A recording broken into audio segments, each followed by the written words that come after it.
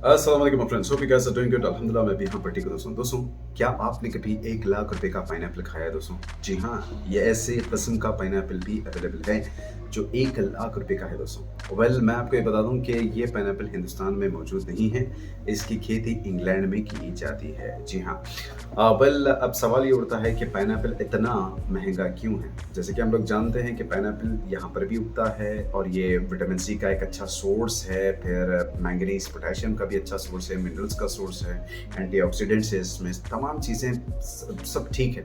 मगर क्या है वो चीज़ जो इस पाइनएप्पल को अलग बनाती है दूसरे पाइनएप्पल से? मैं बता दूँ कि ये पाइनएप्पल आपको मिलेगा इंग्लैंड में दोस्तों। जी हाँ, कॉर्नवॉल नाम का एक सिटी है, वहाँ पर एक गार्डन है जिसे लॉस्ट गार्डन ऑफ हेलिगन्स भी कहा जाता है। लॉस्ट गार्डन्स ऑफ हेलिगन्स इसका नाम है।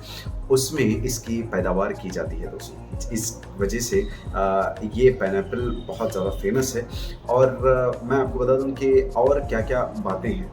अब ये बताया गया है दोस्तों, एक रिसर्च जो बीबीसी रिपोर्ट्स में ख़ासकर ये बताया गया है कि अगर आप वहाँ के हिसाब से देखिए, वहाँ का जो करेंसी होता है वो होता है पाउंड स्टर्लिंग, तो वहाँ के हिसाब से 1000 पाउंड स्टर्लिंग्स में आपको ये पाइनएप्पल मिलेगा, क्योंकि इसकी खेती की जाती है 2 साल या 3 साल लगते हैं इसकी खेती होने में ही।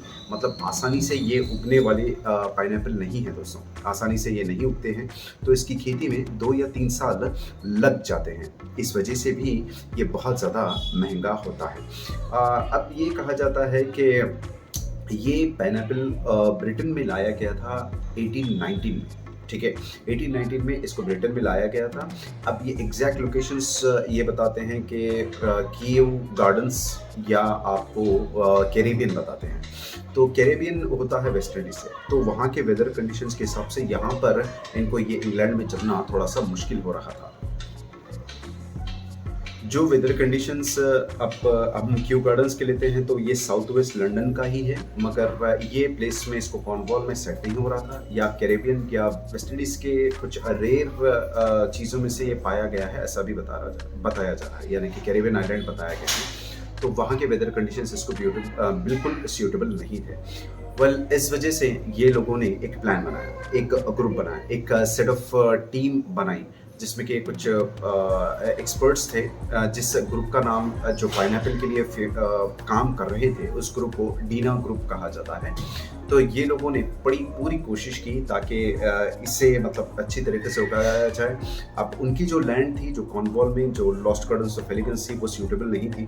तो इन लोगों ने वेदर कंडीशंस के हिसाब से स्टडी कर इन ये लोग एक वुडन पिट बनाए दोस्तों, बहुत बड़े-बड़े, जिसके हम लोग गमले जो बनाते हैं ना, वैसे ही वुडन पिट्स बनाए हैं बहुत बड़े-बड़े, और इसमें हॉर्स मैन्योर वगैरह डाले गए। यानी कि आपको मालूम है कि ये मैन्योर्स जो है फर्टिलाइजर्स की तरह काम करते हैं।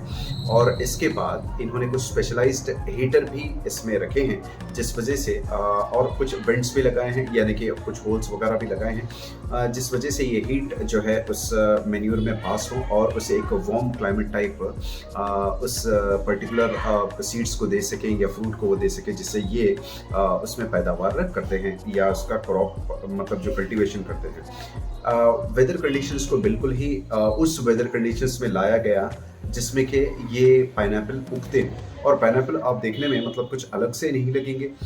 जैसे कि मेरे पास कुछ तस्वीरें भी हैं, मतलब पाइनएप्पल तो वही है, येलोइश थोड़ा सा पाइनएप्पल है, और गार्डन्स के कुछ 2 या 3 पिक ही मुझे मिल पाए हैं दोस्तों।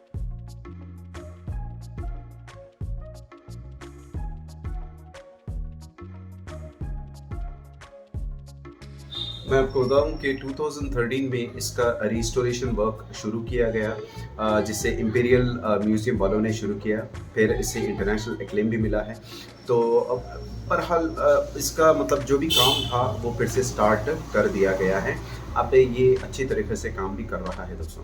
अब वहाँ के जब बीबीसी वालों ने मतलब इनसे इंटरव्यू लिए तो ये बताया कि ये पाइनएप्पल इतना महंगा क्यों है, क्योंकि वो बताते हैं कि इसका कंपोस्ट का ट्रांसपोर्टेशन का खर्चा बहुत उनको ज़्यादा पड़ जाता है, फिर इसका मेंटेनेंस जैसे हीटिंग वगैरह, और ये टेम्परेचर, और 2 या 3 साल के बाद इसकी खेती होती है, जिस वजह से बहुत ज़्यादा। और वहाँ पर ये भी बताया जाता है कि यूके में पाइनएप्पल बहुत ज़्यादा स्टेटस सिंबल माना जाता है दोस्तों, तो इस फ्रूट को बहुत ही वो लोग इम्पोर्टेंस देते हैं, इसीलिए भी ये बहुत ज़्यादा फेमस है। अब मैं तो आपको बताया हूँ कि ये 1000 पाउंड स्टेर्लिंग में मिलता है, लेकिन वहाँ के हेलिकन गार्डन्स का ये भी कहना है कि अगर इसका सही ऑक्शन करवाया जाए तो ये 10,000 पाउंड्स स्टेर्लिंग्स भी हो सकता है, यानी कि 1 लाख से जाकर होगा 10 लाख रुपए इसका जो भी प्राइस होगा वो हो जाएगा।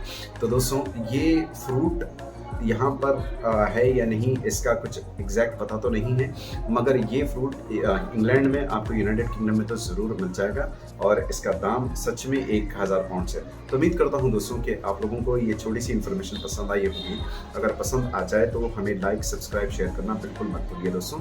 आपकी सपोर्ट की बहुत ज़्यादा ज़रूरत होती है, जिससे कि हम मोटिवेट होते हैं और अच्छे अच्छे कंटेंट लाने की कोशिश करते हैं दोस्तों।